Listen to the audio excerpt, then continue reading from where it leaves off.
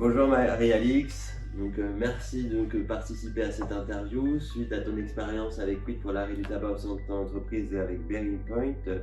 Est-ce que tu pourrais te présenter dans un premier temps? Oui, alors moi je m'appelle Marie-Alix, j'ai 38 ans, je suis manager au sein de l'équipe secteur public de Bearing Point. Mon boulot, ça consiste à accompagner des administrations dans des projets de transformation, souvent liés à des questions de système d'information, mais aussi d'organisation, de ressources humaines, de chaîne logistique, etc. Je suis chez Bearing depuis 10 ans et je suis fumeuse depuis l'âge de 16 ans. J'étais fumeuse, j'étais.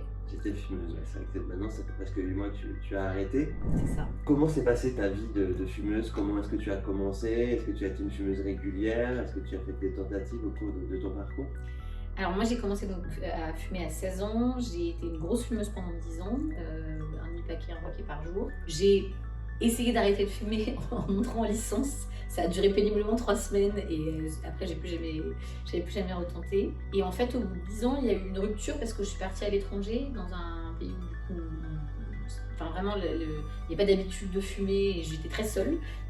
Et comme j'avais plutôt la cigarette sociable, j'ai cassé un peu ce côté fumeuse régulière. Et les 10 années qui ont suivi, il y a eu des périodes avec beaucoup de variations, des périodes où je fumais plus, des périodes où je fumais moins. J'ai eu des enfants et donc pendant les grossesses, j'ai beaucoup limité, voire arrêté. Donc voilà, c'était devenu très, très irrégulier jusqu'à novembre 2020 avec le premier confinement où là en fait j'ai recommencé à fumer comme quand j'avais fait 20 ans, donc un coup de demi-paquet par jour. Je fumais beaucoup seule, je le faisais quasiment plus quelques années auparavant. Et donc voilà, j'ai eu l'impression de régresser, de revenir à un statut de fumeur régulier. Qu'est-ce qui t'a amené à plus fumer pendant le confinement? C'était pour pouvoir sortir plus régulièrement dehors, pour pouvoir... Oui, c'était ça. Il y avait, déjà, on a très intensément travaillé, notamment au démarrage, et surtout dans mon rôle, parce que moi, en étant manager, j'avais aussi à épauler mes équipes dans un moment qui était assez compliqué, donc il y a eu une grosse charge de travail et assez stressante, avec plus du tout de coupure en fait informelle, il n'y avait plus de pause café, il n'y avait plus de déjeuner, il n'y avait plus de... Voilà. Et donc du coup la cigarette c'était à la fois le fait de faire des pauses, et c'était aussi l'occasion d'être dehors, de sortir, et voilà. Du coup, c'est redevenu très régulier et très, ça rythmait beaucoup ma journée. D'accord. Et pour toi, est-ce que à ce moment-là, c'était gênant au niveau de ta santé? Est-ce que tu le ressentais de manière négative ou pas? Non. Je me suis juste dit que vraiment je régressais par rapport à ce que j'avais réussi à gérer quelques années auparavant, et que là j'arrivais plus du tout à être dans une consommation irrégulière. Tu étais à combien de cigarettes à ce moment-là? J'ai été entre 1,5 et 1 paquet par jour. D'accord. Et on peut dire qu'en tout, tu as fumé une vingtaine d'années, c'est bien, c'est ouais, ça? C'est ça. D'accord. Et donc, qu'est-ce qui t'a amené à vouloir arrêter, à participer au programme d'arrêt du tabac Quit avec ton entreprise? Alors, il y a 3 facteurs. Les 2 premiers, c'est des facteurs de fond. C'est le fait que moi, j'essaye d'avoir limité l'empreinte écologique de ma vie, et du coup le tabac c'est un peu le dernier truc sur lequel vraiment tout est au rouge en termes de signe écologique, et je me dis avec tous les efforts que je fournis par ailleurs pour la consommation alimentaire, pour le ménage, pour les voyages, laisser ça en plan et dire finalement ça peut pas, ça devenait incohérent. La deuxième raison, c'est que j'ai des enfants en bas âge qui du coup me voyant fumer beaucoup à la maison avec le confinement me demandaient: maman, pourquoi tu fumes? Et en fait il y a un moment donné je suis un peu à court de réponse et je me rends compte que c'est la seule réponse que je peux leur apporter, c'est ne faites pas comme moi. Et du coup c'est la limite de l'exemplarité du parent. Moi je trouve là c'était aussi incohérent. Et puis la troisième raison, c'est un peu l'opportunité, parce que en fait j'ai une de mes bonnes amies qui a été aussi une grosse fumeuse pendant 20 ans et qui a arrêté de fumer accidentellement. C'est-à-dire qu'elle est tombée sur le calendrier du mois anti-tabac, elle a commencé à le lire, elle s'est dit pourquoi pas. Et en fait ça fait 1 an et demi qu'elle a arrêté. Et franchement elle n'était pas du tout, quand elle a commencé, dans une démarche pour arrêter. C'était vraiment accidentel. Mais du coup elle tient depuis 1 an et demi. Et je me suis dit du coup, en fait il n'était pas nécessaire d'attendre le moment où j'en peux vraiment plus, j'ai vraiment envie, on me dit qu'il faut que j'arrête de fumer parce que c'est bon pour ma santé. Peut-être juste je peux essayer par hasard. Et du coup il y a Quit qui est venu grâce à l'entreprise et qui est tombé au bon moment. Donc 3 belles raisons, quoi. Limiter ton empreinte écologique, être un peu un exemple pour tes enfants, et puis se dire qu'au final c'est possible, et peut-être que le bon moment n'existe pas, et peut-être aller le chercher.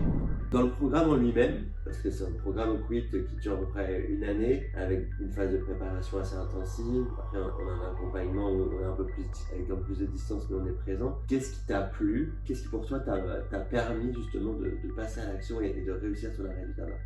Alors, moi, je dirais qu'un truc qui a été vraiment très positif, c'est le fait qu'il y en a un peu pour tous les goûts et pour tous les types de fumeurs.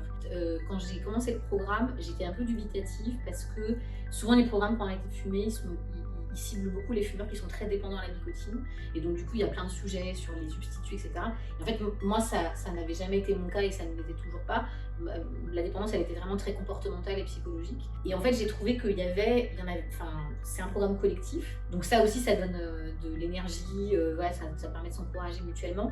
Et du coup, il y en a vraiment pour tous les goûts, y compris pour des gens qui sont voilà, pas très dépendants à la nicotine et qui ont plus des sujets par rapport au comportemental ou psychologique. Et du coup, il y avait dans le programme des choses qui, moi, m'ont pas servi, mais j'ai trouvé aussi des choses qui m'ont vraiment servi, alors que sur le coup, je m'étais dit, je le tente pour l'effet d'entraînement, mais je pense pas que je vais apprendre grand chose en fait. Et si, finalement, j'ai appris des choses sur mes moteurs, il y avait notamment un truc qui était vachement intéressant, c'était on travaille beaucoup sur les motivations, sur pourquoi arrêter de fumer. Et en fait, on réflexit pas trop à qu'est-ce qui m'empêche d'arrêter de fumer. Et ça, du coup, ça m'avait beaucoup aidé.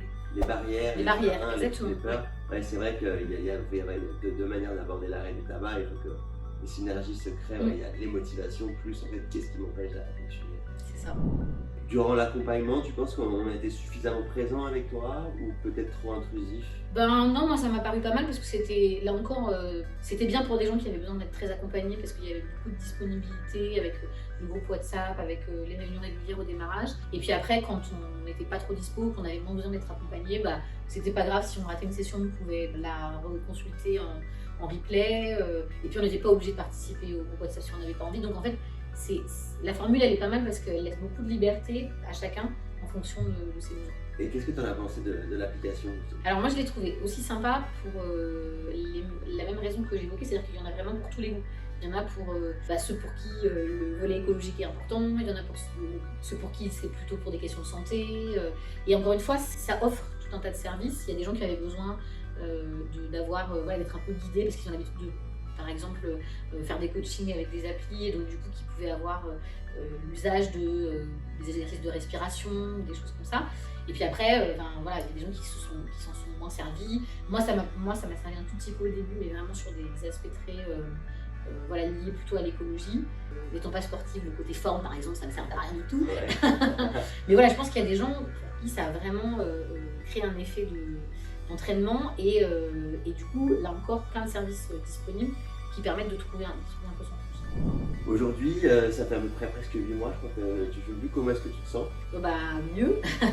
En fait, je trouve, il y a plein de choses qui sont très plaisantes avec le fait d'arrêter de fumer. La première chose, je pense, c'est de ne plus être à la recherche permanente de cigarettes. Parce que ça, je crois que c'est l'aspect le plus énervant, c'est de se dire, on est dimanche, il est 13h, je n'ai plus de cigarettes.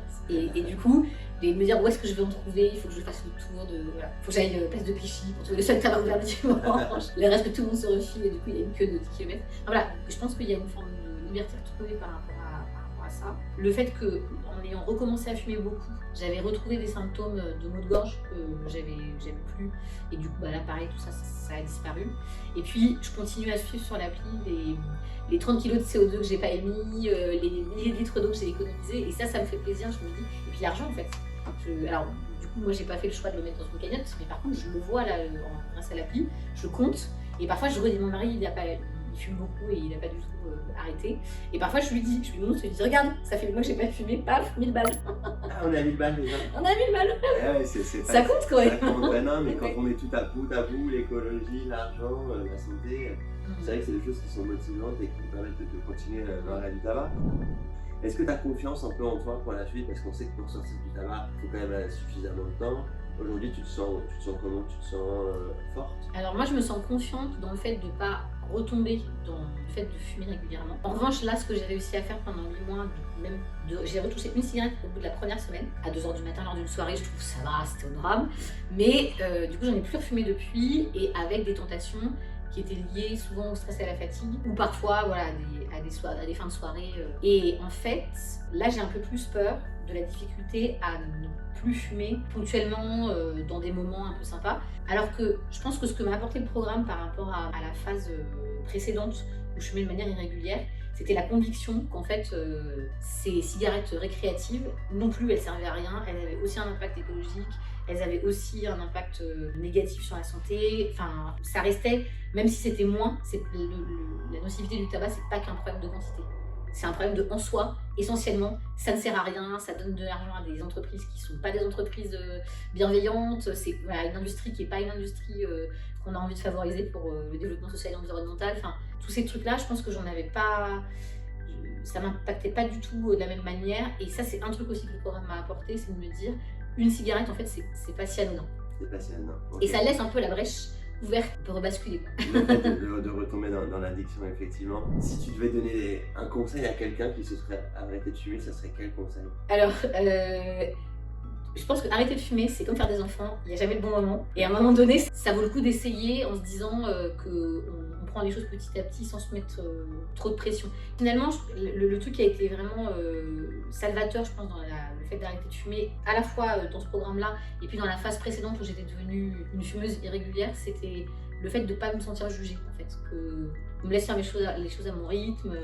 Il n'y a pas de bonne façon d'arrêter de fumer. L'objectif, c'est qu'à la fin, on arrive à s'en passer. Ouais, chacun trouve son chemin et Exactement. Chacun trouve son succès. Et une petite dernière question pour finir. En quoi est-ce que tu es satisfaite que ton entreprise t'ait proposé justement cette possibilité d'arrêter de fumer? Est-ce que pour toi, que ça soit important que l'entreprise s'occupe de ta santé? Déjà, ça a beaucoup de sens pour moi parce que moi, je suis dans un métier où je passe beaucoup de temps au travail. Et du coup, j'ai pas beaucoup de temps de faire autre chose, d'aller chercher par moi-même des programmes.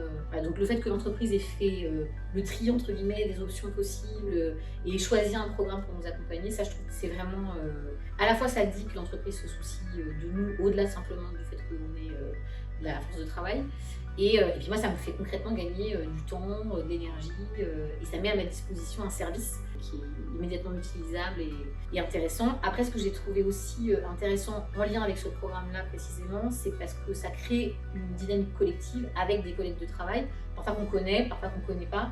Et c'est vrai que du coup, on n'a pas forcément une dynamique d'arrêter de fumer autour de soi et le collectif a un effet positif. Donc c'est vrai que le fait que ça se fasse dans le cadre de l'entreprise, ça permet aussi d'avoir un collectif un peu sympa, de gens qu'on connaît, avec qui on a des affinités, et puis des contraintes communes aussi, parce que la cigarette est souvent associée à la gestion du stress. Nous, on a des boulots un peu stressants.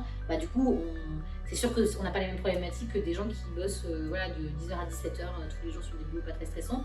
Et donc là, on peut se parler de gérer par exemple des clients qui nous forcent à fumer. Vous vivez un peu les mêmes choses au même c'est moment. Ça, il y a quelque chose qui crée une synergie. On a des rythmes de vie proches, donc du coup, on peut s'échanger aussi des tuyaux qui se comprendre quand on échange. Merci beaucoup pour cet entretien. Avec plaisir. Et puis j'espère que tu vas avoir encore une vie non fumeuse qui va durer pendant des années. J'espère. Merci en tout cas Marie, c'était un plaisir.